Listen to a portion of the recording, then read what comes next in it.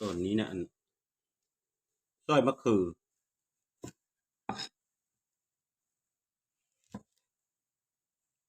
สร้อยมะเขือเสื้อส้มป่าน้อยมะเขือคืนนะมีมะเขือหวานเลย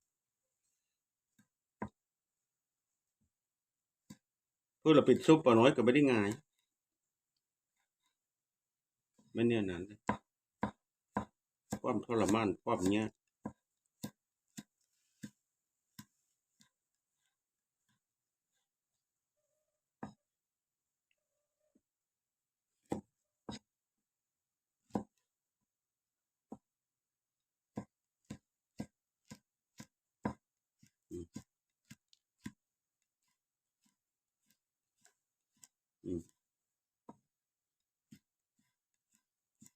เพื่อเราซอยเพื่อเราตละน้อยเนี่ยก็ไม่ได้ง่าย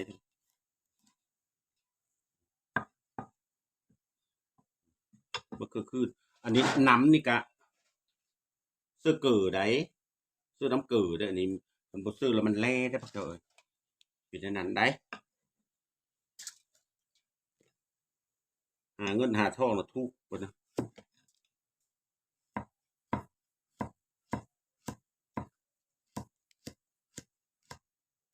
ว่าโอ้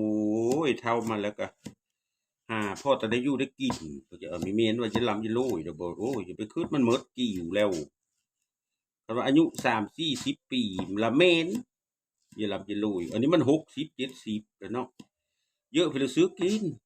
มันเป็นอันนั้นนะมันเกิดคือใครเนี่ยแต่ซื้อน้ำอินปลาเล่าเทิงนะซื้อเนี่ยฮะ15,000 กีบเพิ่นจะได้20,000 กีบบ่ละ15,000ก็พอแล้วเราเทิงบ้านอัน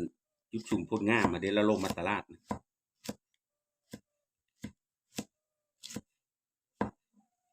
ลงมาตลาดแล้วเอาลงมาขาย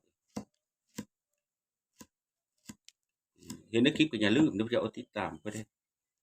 สาธุเด้อนกกระโดบเพราะไว้ก็ไว้เพื่อพวกเจ้าถือเลข6 ตัว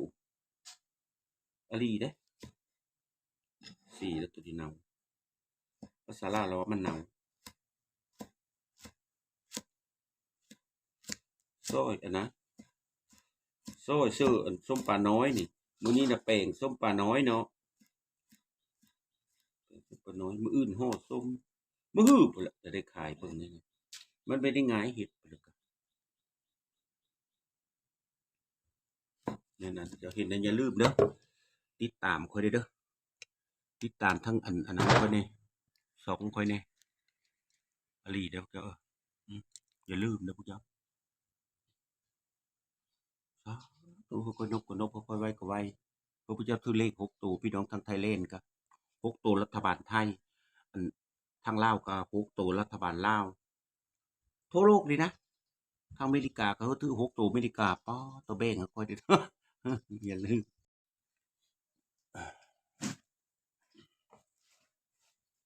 เนี่ย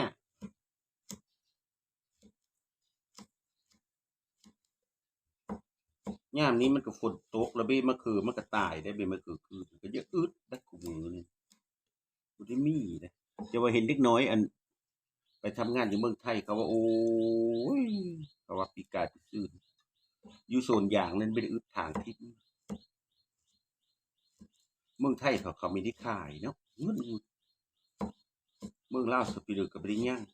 แม่ค้าเศร้าขายบ้านนอกบ้านหน้าเขาเอามาขายนะมีครบหมดไม่ได้ทิมผลิตจากอ่านเขาจังว่า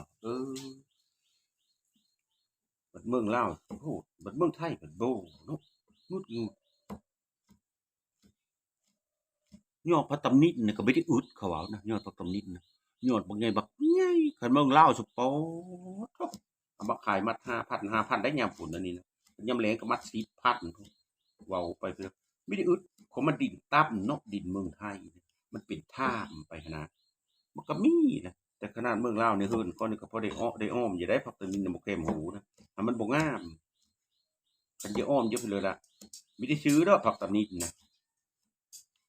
เด็ดเอามาแคมหืมแคมกับแพงนี่ก็พอได้อ้อมเสื้อยุ่ง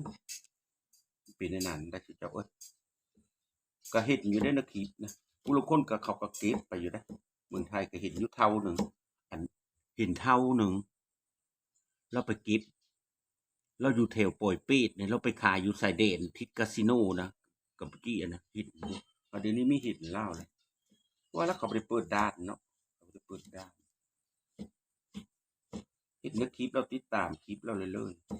เราผมมักนุ่งกางเกงขายาวเนาะแล้วมักกระนุ่งอัน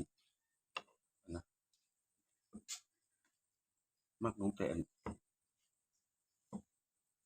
สาลีไปเก็บผักแต่ว่ามันห่อยคัดไม่กินเพราะว่าลงไปเก็บการโบการไปดูกันแล้วนุ่งแต่นั้นเออ ค่อยจะมีได้นะก็กูจะปีกูจะปีจะปีเฮานี่แต่ว่าเราเป็นยุงไม่ได้ซื้อกางเกงขาเงี้ยเอาเลยติดตามก็เป็นFCเราแต่ว่านะเดี๋ยวนี้มีสู้เหตุอะไรเดี๋ยวนี้นะมีสู้เหตุเล่าแล้วนั่นแหละเดี๋ยวหัวสิไข่ก็เอามือแล้วหัวสิเกิน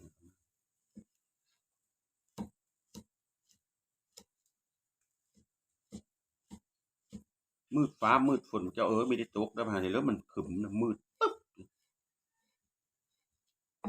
มืดเป็นมืดเลย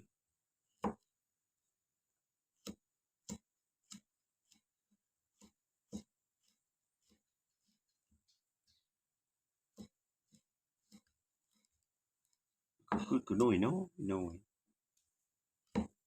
ทราบว่าอึดทราบว่ายากคอยว่าโอ้ย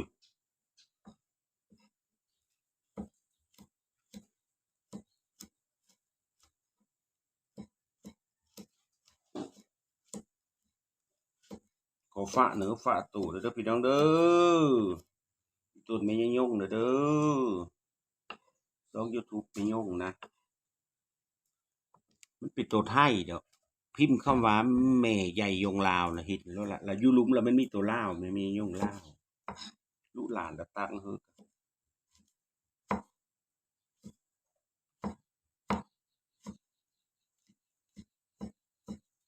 ดินเฮ็ดหูไปซื้อนี่แหละ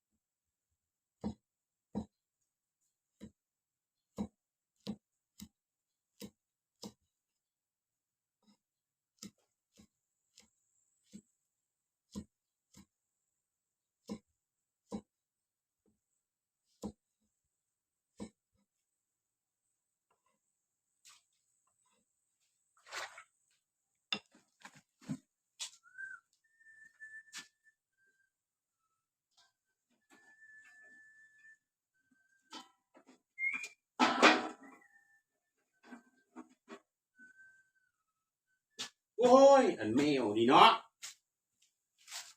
เรียกว่าตะไคร้กันหูสิคือหูสิคือ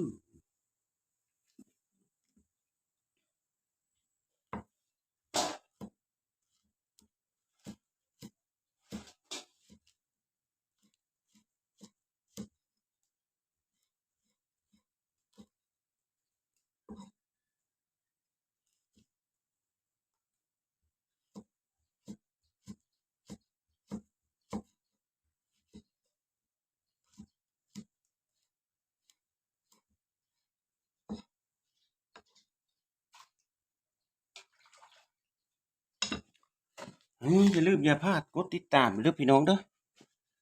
โอเคผมว่าครบเจอวันนี้นี่กำลังผสมส้มป่าน้อยนี่กุ้งเสื้อกันเอาถุงยางเสื้อเด้อจ้ะมันไม่ใช่เสื้อคู่เด้อนี่มันก็เป็นตะกินอยู่ในนะสู้ผมจะว่าน่ะเลยเฮ็ดเว้นมือฮื้อผุดขายกับมืออื่นนี่ก็ห่อส้มหมาปู่คอยนี่ อย่าลืมอย่าพลาดเด้อพี่น้องเด้อติดตามทางคลิปแม่ยงเลยเด้อนี่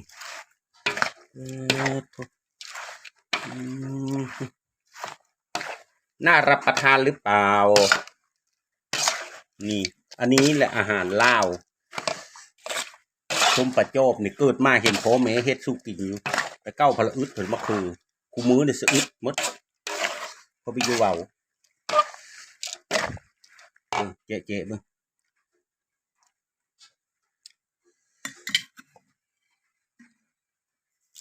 ใส่ผงชูรสคือสีจักจางวะกายใส่นี่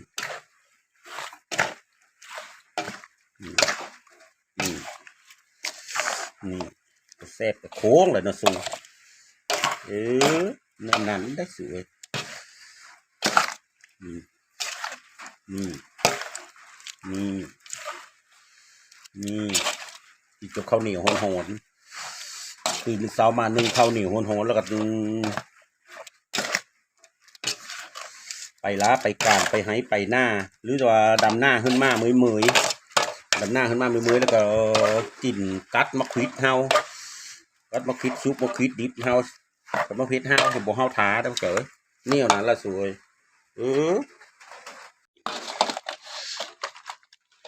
ถ้าเขาก็ทางเว้นมานี่เลยนี่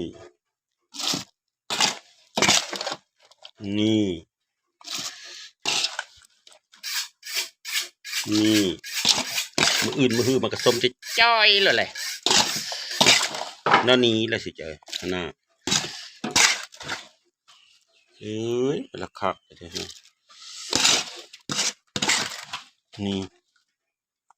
นี่จบบุรบูนนี่อันนี้โอ้ยมาละคักแต่แทนโซมาหน่อยเด้อ